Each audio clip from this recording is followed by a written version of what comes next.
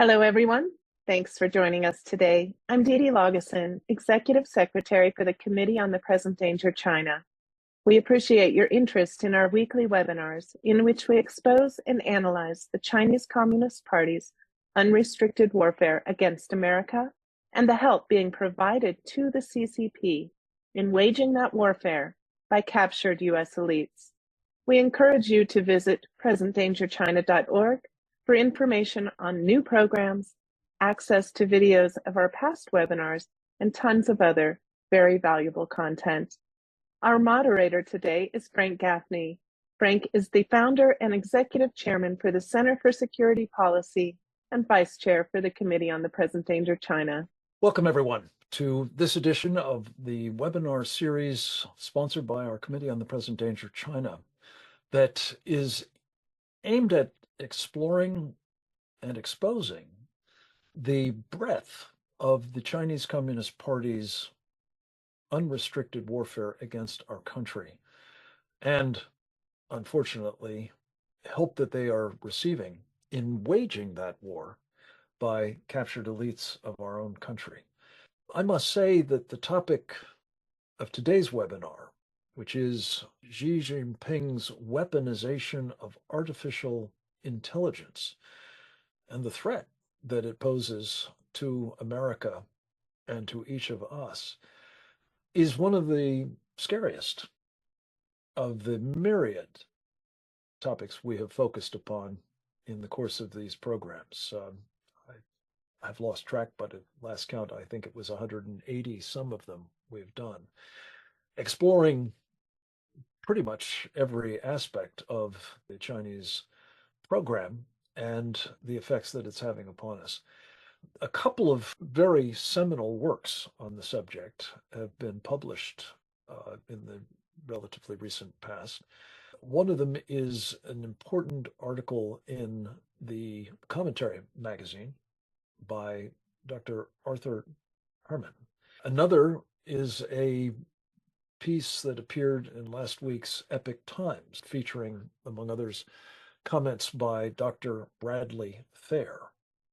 And yet another is an epic treatment of the subject of artificial intelligence and transhumanism by Joe Allen, entitled Dark Aeon. And the combination of the three represents a really crash course on what is happening in this technology arena in this country and elsewhere around the world, but particularly worryingly, what is happening with respect to what is known as artificial general intelligence, AGI, that the Chinese Communist Party and others are beavering away at in a fashion that seems fraught in many respects, perhaps most especially in the area of unintended consequences. But another of particular relevance to the work of our Committee on the Present Danger China is the weaponization of such artificial intelligence by the CCP, and almost certainly the targeting of us with it that might eventuate. We're going to begin a conversation about all of this with Dr. Arthur Herman, the author of that piece in Commentary magazine, the author of 9 books on a variety of subjects, each and every one of them splendid, most of them New York Times bestsellers at that. We are very privileged to have him with us. We've had a long and difficult scheduling challenge in trying to get a bit of his time, and we are so appreciative that he's cleared his decks for us for most of this program, and we look forward to having his comments first and foremost about what we know, and I want to stipulate that's certainly not everything that is going on, but what we know the Chinese Communist Party is doing to weaponize artificial intelligence. Dr. Herman, it is a delight to have you with us. The floor is yours, sir. A pleasure to be with you, Frank. And I'm glad we were able to get some time to talk about this and a subject which is on, I think, almost everybody's mind these days, which is what's the future of artificial intelligence and its technical companion, machine learning, which is really what enables artificial intelligence to do the amazing things that artificial intelligence applications can do. It's a subject which is of huge importance and interest in this country. It's importance around the world. The Chinese Communist Party and President Xi have a very clear picture of how artificial intelligence and machine learning will shape the future. And that is, it'll be a future shaped with Chinese characteristics. In fact, we might say Chinese communist characteristics. They've started this in their own country, but as I try to explain in my commentary article, it's now spilling over. And spilling over not as a matter of accident, but as a matter of design into the way in which China is able to shape how the rest of the world sees China and being able to manipulate that. So it's weaponization in that sense of using it as a way to create an image of China in the mind of the world, but also as a way in which to control how that outside world works and how it functions. And my article tries to explore the different facets of that, starting with the way in which China has got launched on the whole artificial intelligence, machine learning offensive. And that was in 2017. President Xi announced that China would be spending upwards of $150 billion to make China the leading artificial intelligence nation. And like almost everything that President Xi decides and that the Chinese Communist Party signs on to, he meant business. This was more than just simply a gesture with a few programs put together to support certain companies or certain activities on the part of the Chinese intelligence and military services. This was an all-of-government, highly coordinated, strategic effort to use artificial intelligence to make China not only the leading AI power, but also the world's largest military and global hegemon at the same time. Now, there are different aspects of that AI campaign that are worth looking at, and that I talk about in the article. First is, and I think it's the one that's often familiar to us when we talk about China and artificial intelligence, and that is the way it's been used to enhance China's surveillance program over its own citizens, particularly over its Uyghur minority, of how China's surveillance state, and we have to remember that about half of all of the surveillance cameras in the world are in China, that artificial intelligence makes it possible to process information, process images, to do facial recognition of Uyghurs going into mosques, to walking on the streets. It's a way in which they enhance their entire social credit system as a way to reward those who are compliant with the commands of the state and the Chinese Communist Party, and punish those who don't go along, who are insufficiently obedient or compliant. It's a big part of the China's AI is to gain total control over the population of China. The second aspect of it is the way in which AI enhances China's ability to draw data and information from its vast telecommunications networks around the world. Those telecommunication networks, particularly these 5G networks, which are being built by the tech equipment giant Huawei, all of these will be collecting and are collecting information that will be useful for AI analysis and processing as a way in which to gain a larger strategic picture of what's happening in the United States and any country that participates in Huawei's 5G network. Now, when I was at the National Security Council a couple of years ago, during the Trump years, we launched an offensive to try and get not only Huawei banned devices banned in the United States, but also to get allies not to cooperate with Huawei in building its 5G networks, because, as we explained, this would be a means by which China intelligence services and military services would be able to gain access to information, even what would seem to be very harmless and innocuous information about people's habits using 5G, but which and machine learning driven intelligence operation will be able to analyze and find patterns that are of enormous interest and importance to Chinese strategic thinkers.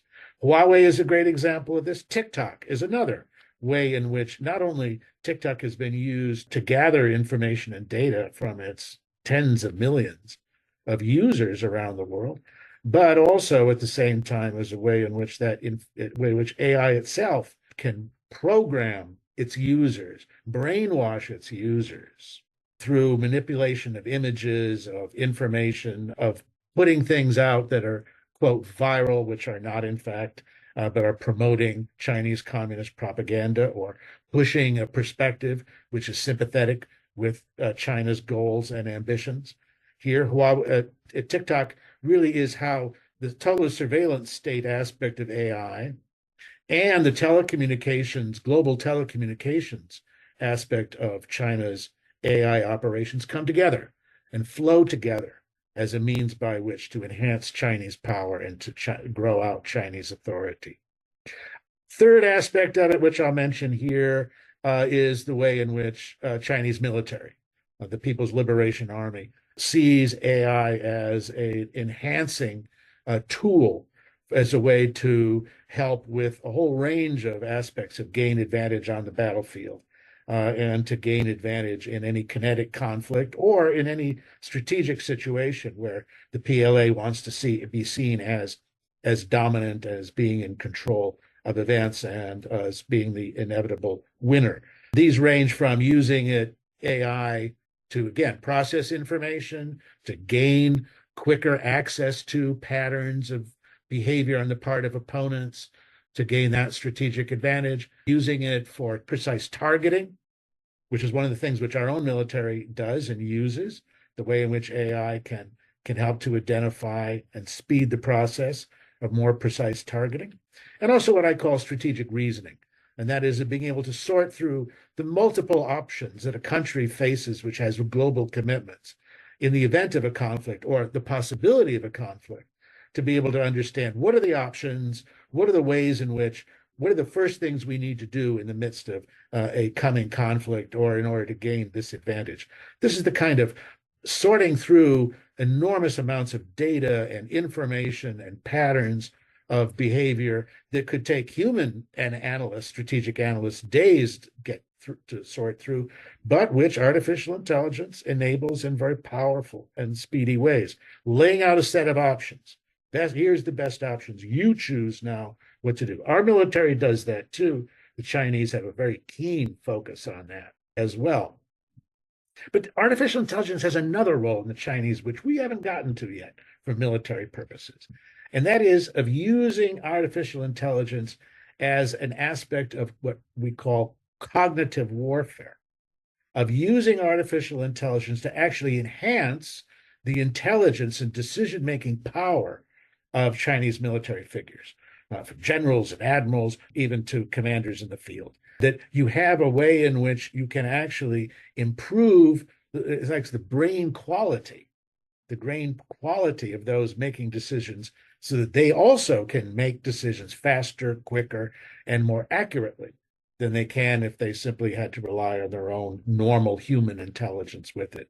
And here, as I explain in the article, this is where China's interest in AI coincides with its interest in biotechnology, of finding the ways in which to develop through artificial intelligence, ways in which to create better, faster, more intelligent human beings, or if not human beings, then certainly more intelligent robots and humanoid devices that have this enhanced capability thanks to AI's design and command. Now, here at the end, Frank, I'm going to mention one more aspect of it, which I should stress even more than I did in the article. Here in the United States, when we talk about AI, much of the discussion has centered on what we call generative AI, right? Of using AI to create new things, new works of art, new works of literature, or creating new things through the power of AI and machine learning in the realm of communication, of ideas, of the media. And it's not surprising. Most of the people, let's face it, who have been commenting on the AI revolution are themselves people who use words or use images. That's their livelihood. So of course they would be focused on that aspect of artificial intelligence and how it enhances and moves that forward. But we tend to neglect what I'm going to call the blue collar AI, and that is of how AI can enhance industrial processes, how it becomes a powerful tool for making factories and making facilities more productive, more innovative, and being able to achieve a whole range of productive capacity, which wouldn't be possible using normal industrial means. Right now, today in China, the company Xiaomi, which is one of these big, tech conglomerates, they have a factory that mass produces smartphones based out in Changping. There's no people. This is all run by robotics and supervised by artificial intelligence technology and applications. They have a similar plant near Beijing in Zhejiang, which does the same with electric vehicles. A fully automated plant, which is able to engage and to produce these without having to worry about human error, without having to worry about the problems and issues and vagaries of dealing with a human workforce. A fully automated plant also that exists in China now that produces the components for 1,000 cruise missiles a day. So think about blue collar AI not only as a way in which to boost productivity in the economy, but also as a way to boost productivity in a military and defense industrial base, and in being able to produce more of the equipment that's needed for the People's Liberation Army in order to prevail against its adversaries and to become the most powerful military in the world. We are only just beginning in this country to think about the industrial uses of AI, beginning to focus on that as a hugely important, even crucial part of the way in which the power struggle between the United States and China is shaping up.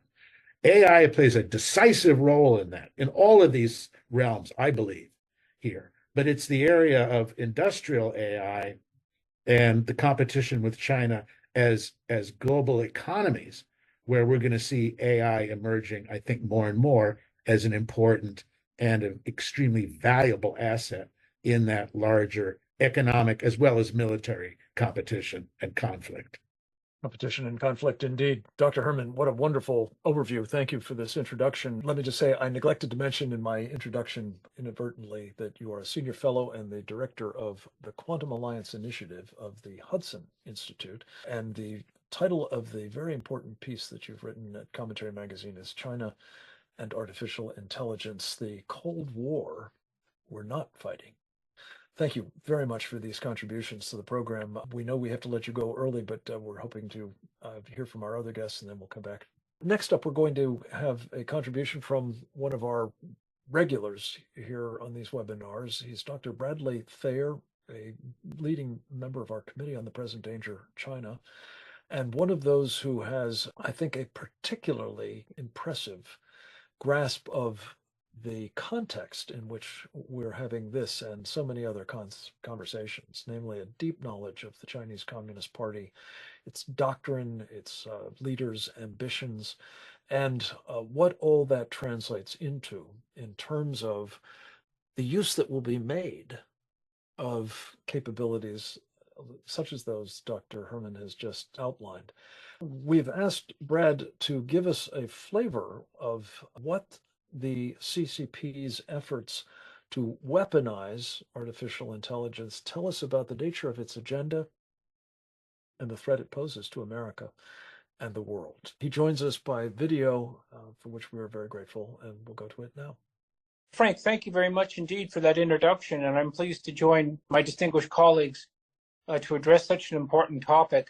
What I would like to do is make two major arguments. First, talk about really how to conceive of the effect of AI on warfare, and then talk about some of the implications of artificial intelligence in warfare. So if we think about what the implications of AI are going to be, we can understand that its effect is already present on the battlefield. As the conflict between Ukraine and Russia demonstrates, both sides are very heavily relying on technology that's employing artificial intelligence, and other countries are as well. The Houthis and Iran, China does certainly.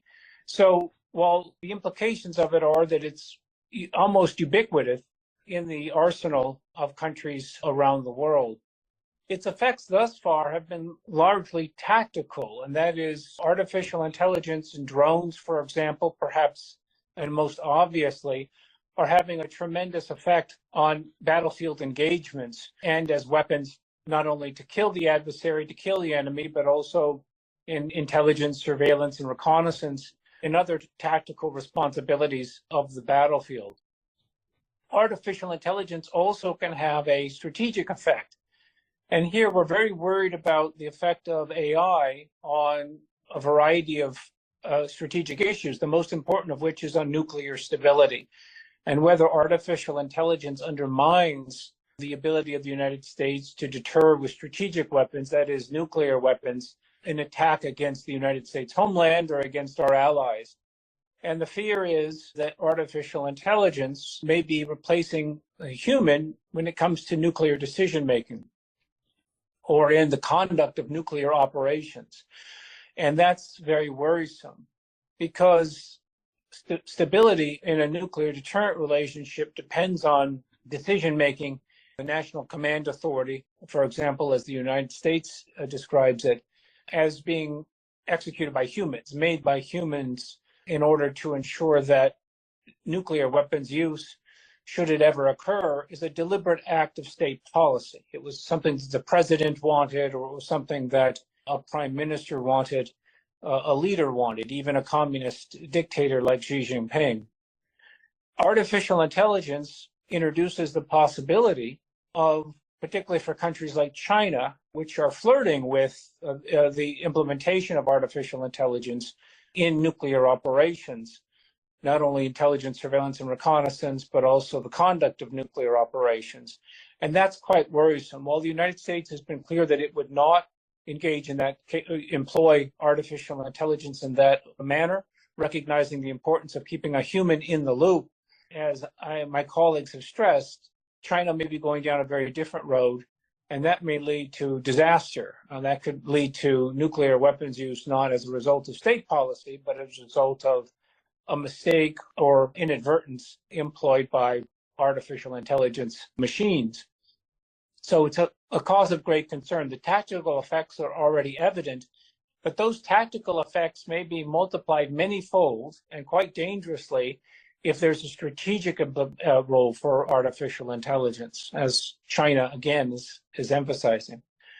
What other implications are there of this? Well, an implication that stems from its impact on military use is that artificial intelligence raises the possibility of undermining that Clausewitzian conception of warfare, that war is an act of policy to advance the state interests.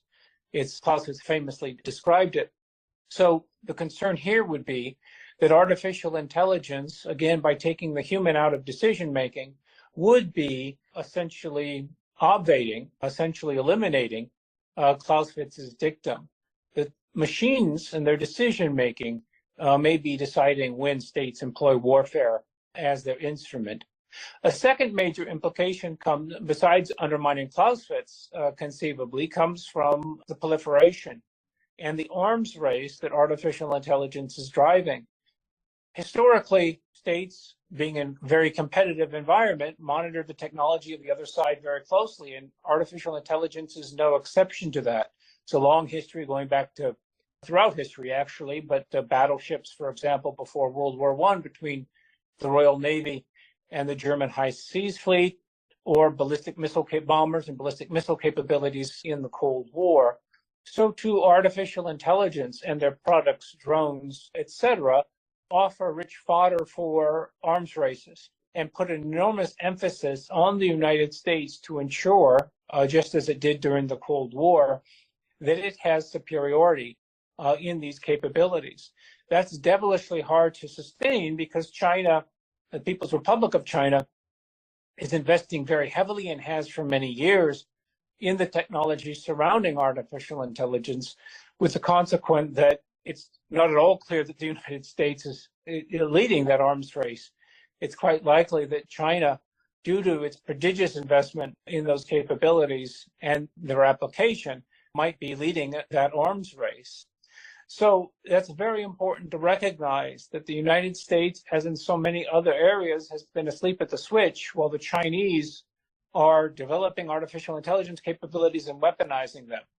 So what we should anticipate for the future, finally, is that artificial intelligence is going to have an ever-increasing tactical implications on the battlefield. Secondly, artificial intelligence is going to have strategic effects, which may undermine the stability that the world has come to expect in nuclear relationships between nuclear powers. That very much indeed may be undermined, with the implication or the consequence of that being that the world becomes a far less stable place. And thirdly, artificial intelligence itself, not only humans, but also increasingly, as the machines border on an element of essentially being sentient, that they drive an arms race. They drive military action and they drive military weaponry themselves. That is certainly a world which is a very dangerous one and underscores the importance of deterrence, understanding that the United States must maintain its military superiority.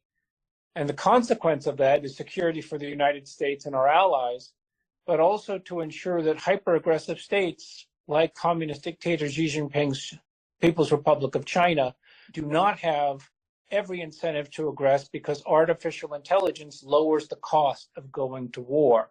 It's a very dangerous world. So U.S. superiority, technological superiority, and military superiority must be sustained. Well, thank you very much indeed for allowing me to offer my thoughts on artificial intelligence and some of its implications on the battlefield strategically, and the consequences really for state behavior.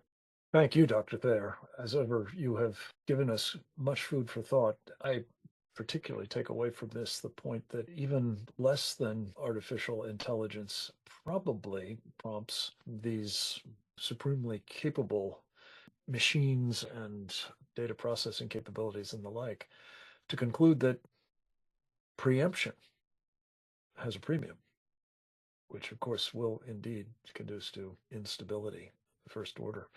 We're going to conclude the presentations with a man from whom I have learned much about these subjects. As I say, it mostly has terrified me, whether it's his presentations on Steve Bannon's War Room Pandemic program, where he is the tech correspondent and duty expert on all things AI and transhumanist, or whether it's his writings in all of the most important journals, or his epic book, as I mentioned earlier, Dark Aeon, Transhumanism and the War Against Humanity. This would, of course, be all a reference to Joe Allen, a friend as well as a very, very much admired colleague, and a man that we have asked to help synthesize what we've been told so far, and particularly to address the piece of it that I suspect is on a lot of our minds at the moment, namely, if this is the future of war, namely artificial intelligence-enabled threats,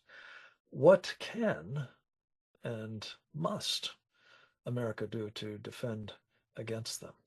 Joe, it's great to have you with us. Thank you. I know you had to work through some scheduling challenges to do so. We're very, very appreciative you're with us. Go ahead.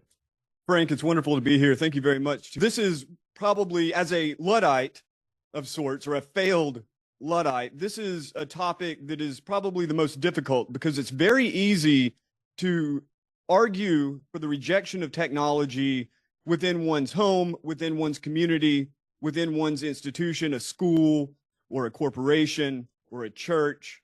It's even easy to argue against artificial intelligence insofar as domestic security goes, to not allow our police force, for instance, to employ facial recognition, mass surveillance, so on and so forth.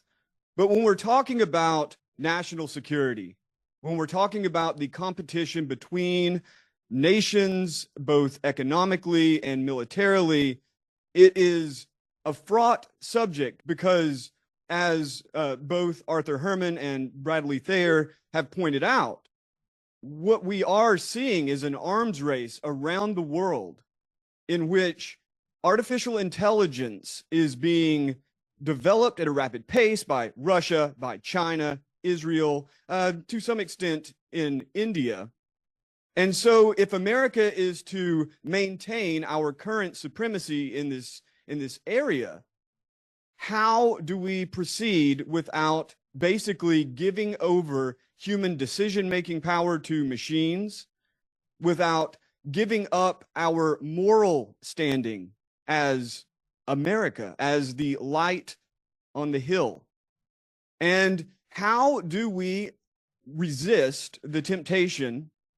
And by we, I mean our leaders, not necessarily myself, to take these systems, whether it be surveillance systems, whether it be militarized robotics, whether it be simply the kind of cognitive warfare, the sort of propaganda that is used to either disrupt or in some way destabilize an enemy on our own populations. So right now, the conversation that I'm hearing is that because China is developing an algocracy, in essence, a system in which algorithms dictate the consciousness and behaviors of the population, and because China is creating a fully kind of technotronic military, then therefore America, in order to maintain dominance, will have to do the same. Okay, that makes total sense.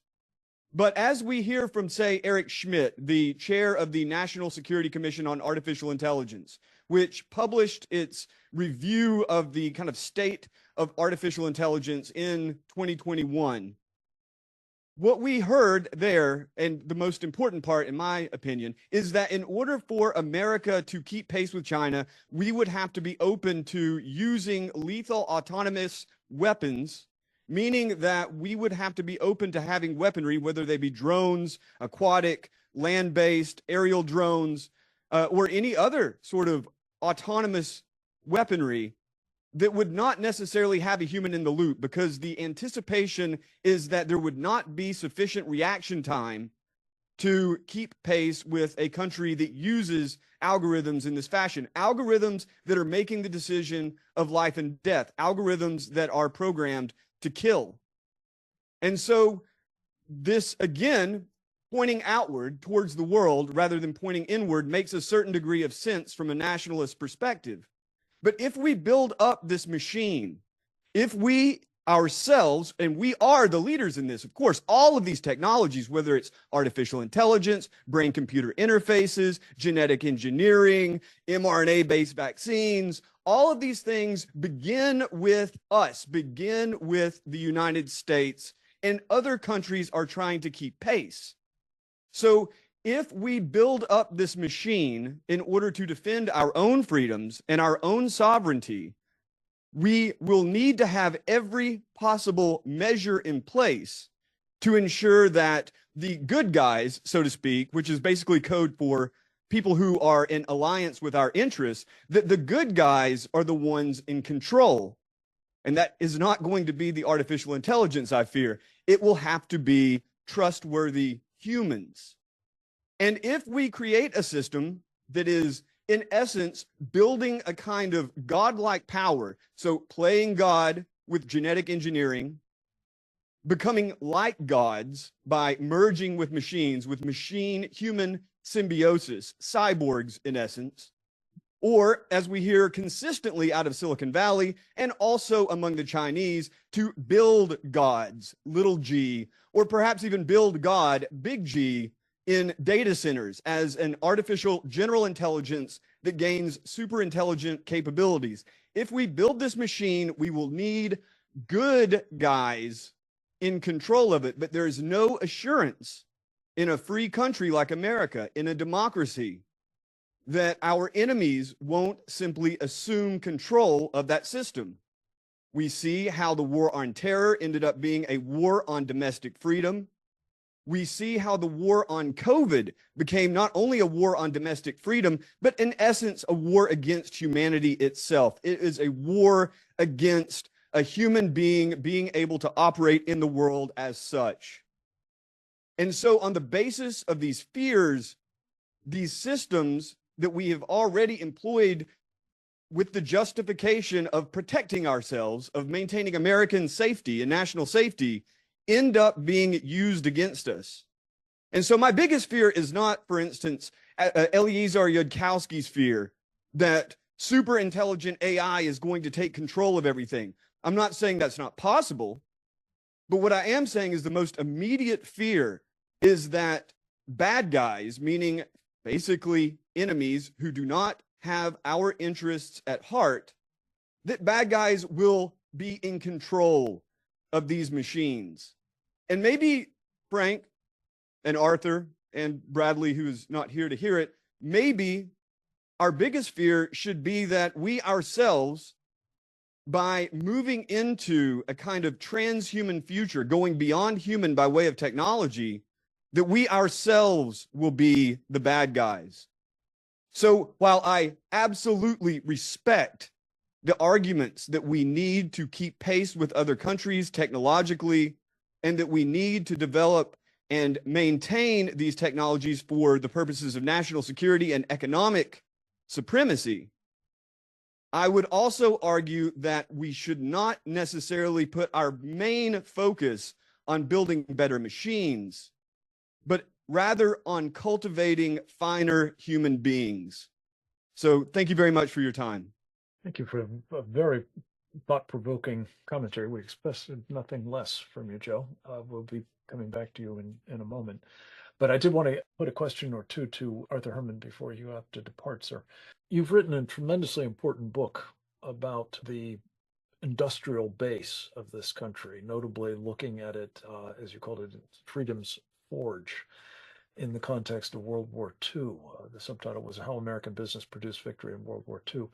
One of our questioners in the program, and very much top of my mind as well, is the industrial capacity of the United States to do more than sort of inventing the maybe state-of-the-art artificial intelligence or artificial general intelligence for that matter. And one question there, Arthur, is something I'm sure you focused on, the immense amounts of electrical power that is required to do most of this kind of artificial intelligence activity. Do we have it? Point one, I guess. But point two, Donald Trump actually in a speech yesterday, as I recall, spoke to this directly, that the Chinese are building not one but two coal-fired power plants every week, and thereby amassing the kind of industrial capability to support, among other things, the data centers and other energy-hungry machinery that goes into all of this. Your thoughts, sir? And here, of course, is where the issue of technology policy, advanced technology policy, overlaps with energy policy, doesn't it? Mm-hmm. And that is that if you're going to have an AI and machine learning being used ubiquitously, to borrow Bradley's phrase, throughout the economy and throughout a society like the United States, then you're definitely going to have to raise the level of energy output that comes with it. I don't want to think there's any solution to this apart from the embrace of nuclear power. I just don't see how we're able to sustain that kind of high-tech economy over the next decade unless we make a major shift towards thinking about nuclear power as the power, as energy of the future. This is where the green option leads us astray and may even lead us into dangerous waters by assuming that through what are called clean renewables that will have anything like the power that would be required, the energy levels that would be required to power AI and machine learning in this regard. I think in the case of China, of course, the advantages of AI and machine learning are ones that are very much shaped around state goals and ends, as opposed to, the way we think about AI and ML and our private sector does, as being an enhancement of our consumer economy. Much bigger use of AI and machine learning and the development of that kind of economy, which is going to demand so much exponentially more and more power and energy in which to do it. But I'm going to come back really quick to Bradley's point, which I think is a hugely important one and needs to be addressed. Although I think perhaps in the end, Bradley, you and I will probably be on opposite ends of the discussion of my desire to push ahead with artificial intelligence, machine learning technology, as opposed to be retarded. But be aware that this is a story, the United States, that can end in either a new era of technological progress and advance, or it could end in tragedy. And what I think what Joe laid out for us was a scenario of a tragic ending for the story of artificial intelligence. I don't think that's where we're particularly headed, but I think we're very foolish if we're complacent about those risks and don't take that possibility into mind, both in a philosophical sense, but also in a policy sense as well. AI and machine learning are tools, nothing more, but they are tools that could be used to achieve truly evil ends or ones that could be used to achieve good ends. And some of those evil ends can be unintentional. And that's where the danger signs have to be identified now before it becomes a technological runaway train. Arthur Herman, I know you've got to go. Thank you. This was a very important note to close on with you, and we will be exploring it further with a man who's given a lot of thought to these, both these warning signs as well as how we must respond to them. Joe, let me turn to you. The idea that you put at the end of your presentation just now is, well, it tracks, I guess, with what Arthur was just saying. Good versus evil, I guess, reduced to its essence. Is it possible that even good guys, and we'd like to think we are, pursuing this technological path can avoid being transformed by the nature of what they're doing, the power that they're wielding, the well, godlike character of particularly the transhumanist dimension draws them into a kind of evil that is particularly worrisome if people that we think are up to no good, like the Chinese Communist Party, for one, are drawing us into a competition, an arms race, if you will, where our becoming evil may seem a necessary evil, if I can use that expression. You know, Frank, the difficulty with any decision in regard to either military action or even to some extent to the extent that economic activity will have winners and losers, you have to be realistic. You know, I don't mean to be a total idealist. I understand that there are competitions, there are conflicts, that there are incentives to be the winner, even if that means that the other guy is the loser. But in the long view, especially in the long view of a spiritual perspective, what I see happening right now is that this arms race is not necessarily driven in order to bolster humanity, in order to defend any given population within or without our borders. The primary driver is wealth and also power. And in any kind of situation like this, what I expect to happen is that those motives will bear those fruits. There will be a great accumulation of wealth, as there has already been. The wealthiest men on earth are those who have gone into technology. And the most powerful men on earth are those who wield military technology in order to see their will executed. But historically, and if I, at the risk of sounding overly moralistic, historically, that was the role that Egypt played. That was the role that Babylon played. That was the role that Rome played. And although I certainly respect our heritage as the heirs to Christendom, that was the role that Christendom played that eventually came to fruition in the two world wars. So I am kind of my own sentiment a bit tragic in my view of this, but at the same time, moving forward, that view won't necessarily be the one to guide decisions. I think that my role is simply to tell you, brace yourself. You've marinated in this stuff so much that I know that that's got to be top of mind in terms of how you process it, if I can use that expression. I did want to share with our audience a quote from your book, Dark Aeon. And I know there's a raging controversy between you and Steve Bannon as to how to pronounce that word. So forgive me if I've. Real quick, Frank, if I can just say on that note, I have completely changed gears. I now pronounce it Aeon. I think it would be very passive aggressive to pronounce it any other way than Steve pronounced it while he's in prison and can't defend himself. So Well, it is now Aeon. It is Aeon for good. Okay, great. I did want to, you mentioned this fellow, Eliezer Yudkowsky, and you quote him as the foremost voice of AI doom. And I wanted just to read this quote from the book and ask you to respond to it as we're, again, just trying to get our heads around what is being unleashed here and how can we cope with it, especially if it is in the hands of enemies and wielded as a weapon.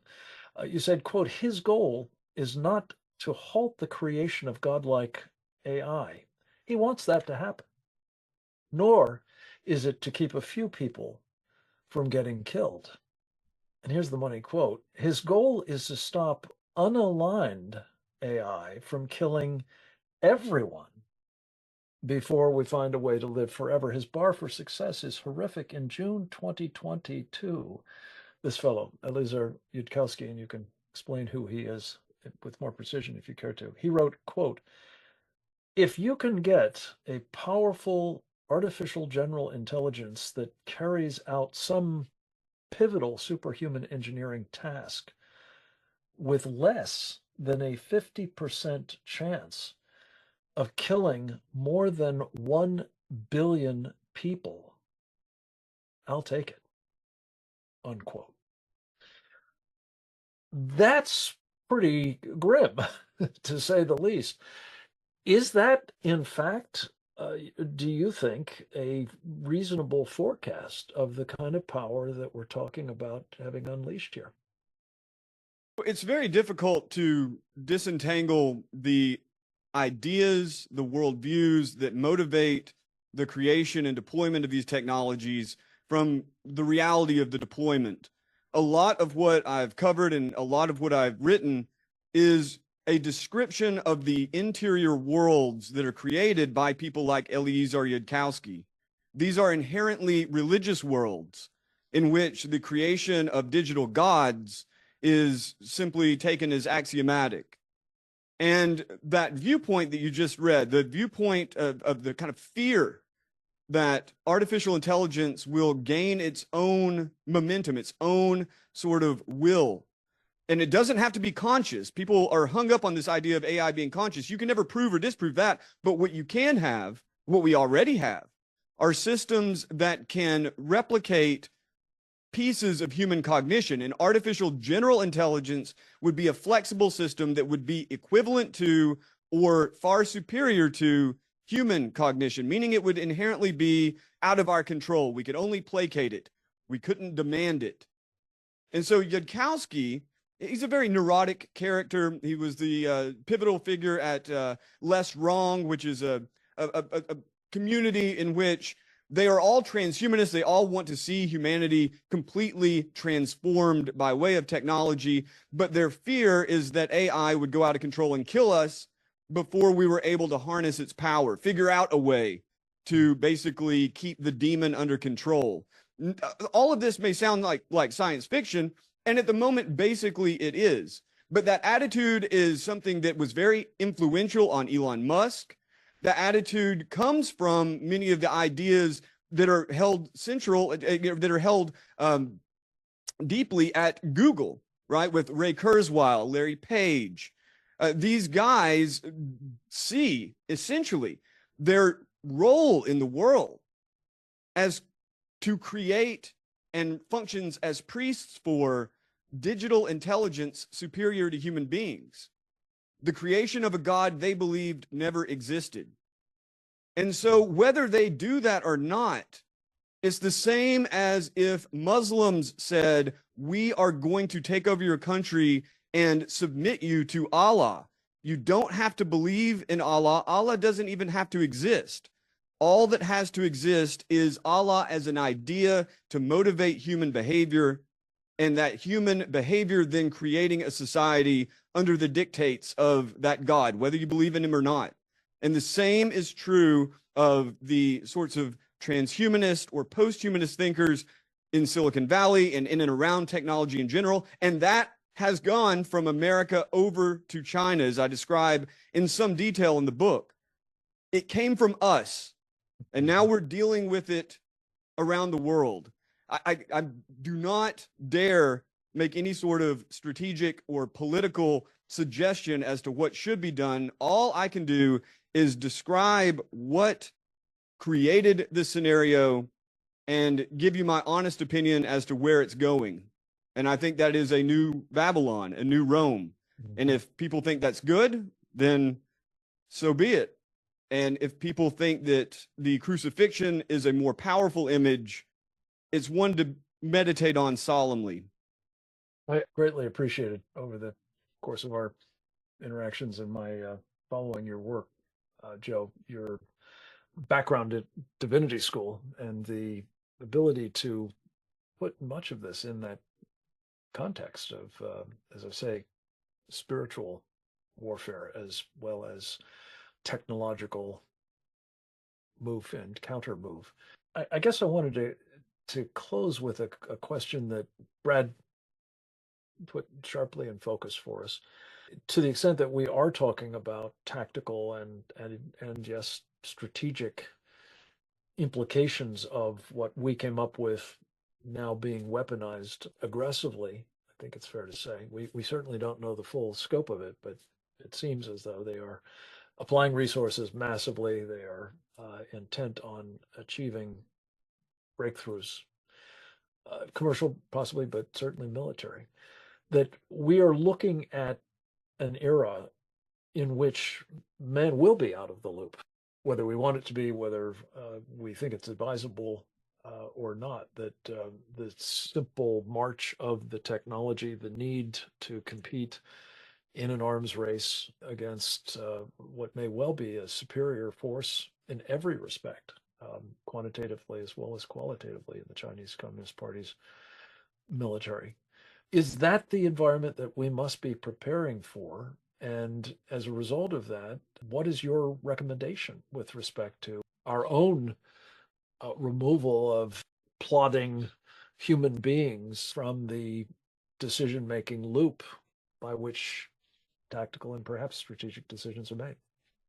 Since the Cold War, the threat of nuclear strikes across the planet has been hanging over us. Even now, there are nuclear weapons prepared to go off at any moment and destroy cities or perhaps most life on Earth right now, hanging over us. And the decision as to whether to unleash nuclear hell on everyone is right now in the hands of very, very few men. And so far, they've chosen wisely.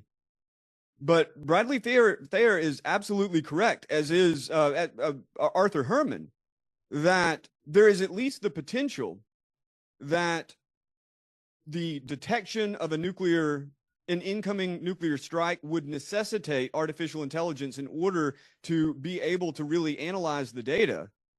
And it's also quite possible that a retaliatory strike might also have to be then in the hands of artificial intelligence just to keep pace with the breadth of data that can be consumed, the accuracy of the analysis, and the speed of that analysis.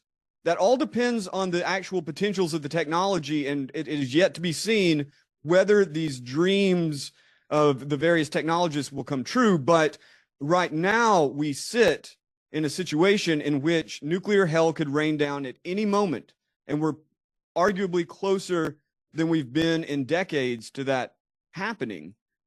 And the notion of putting that decision so that we all then sit under the threat of nuclear hell, not because human beings might make a bad decision, but because the machines might go haywire. That sounds like a less than pleasant existence to me. But the only real strategically sound decision, I think, would be multilateral disarmament. You couldn't just have unilateral disarmament. You couldn't just have the United States say, okay, fine, we're the moral actors. We'll let the rest of the world develop this. That's why, again, as much as I am by instinct a Luddite, I understand that adults have to make adult decisions. And sometimes those adult decisions mean the deaths of many hundreds or thousands of people. But as we move forward into this, I think that at the very least, it should be the ultimate intention to see a world that didn't end up in a mutually assured destruction under the control of machines. And so if there is, other than saying that human interests must always come first and not just the interests of those who stand to profit or gain power, I would say that I recommend pray. And I don't think there are enough people who take seriously the power of the divine to affect both the human soul and the world, but it may ring hollow to a secular ear. But I would say that as we face this very daunting scenario, at the very least, pray. And pray for your mortal soul, because it may be finding itself home anytime now. On that cheerful note, we will conclude. Joe Allen, thank you. A very powerful presentation by you, by Arthur Herman, by Brad Thayer, for the purposes of illuminating this really incredibly daunting topic. There seem to be few good outcomes to be had, especially if the Chinese Communist Party is determined, I was going to say hell-bent, I think that may be apt, to achieve dominance through the application of advanced general intelligence and transhumanist techniques, as well as machine learning. We know that you will be keeping us apprised of developments in this space, Joe Allen, as will, I'm sure, our other two speakers who have now departed. We're deeply, deeply appreciative of the close study you're giving to all of this and your thoughtful analysis of it, the intelligence, if I may use that expression, that you're bringing to bear on it, and especially for sharing it with our audience today. I want to close really by echoing what you said at the end. I think this is a moment, for the reasons we cover in all of these webinars, really, for intense prayer to God Almighty that He will help us avoid what may well be in the offing if this kind of intelligence is let loose on the world, and especially at the hands of the forces of darkness, which are on the march at the moment. We thank each of you for being with us today. For those of you who are watching this program after it has been conducted live, please, I hope, join those who are involved today in sharing it widely. I can't stress enough how important I think, well, really all of these programs are, but specifically this one, and that is, again, credit to the wonderful presentations that we've had today. So thank you again to our speakers. Thank you to you watching. And I hope, as I'm given to say, that informed by all of this and hopefully by the body of work that has preceded it and that which will come next, that you will go forth and multiply. God bless you all. Back to you, Didi. Thank you, Frank. Boy, I know I, for one, spend time listening to these webinars and praying the entire time, and I will keep this in prayer. I hope all of you will as well. A video of this webinar will be posted to presentdangerchina.org within a day of the conclusion of our program. Please share this and our other programs with your elected representatives, colleagues, and other networks. And join us again next week for another installment of our Committee on the Present Danger China webinar series on the CCP's unrestricted warfare against America and the free world, and how CCP captured elites betray the USA. Thanks for joining us today, and goodbye.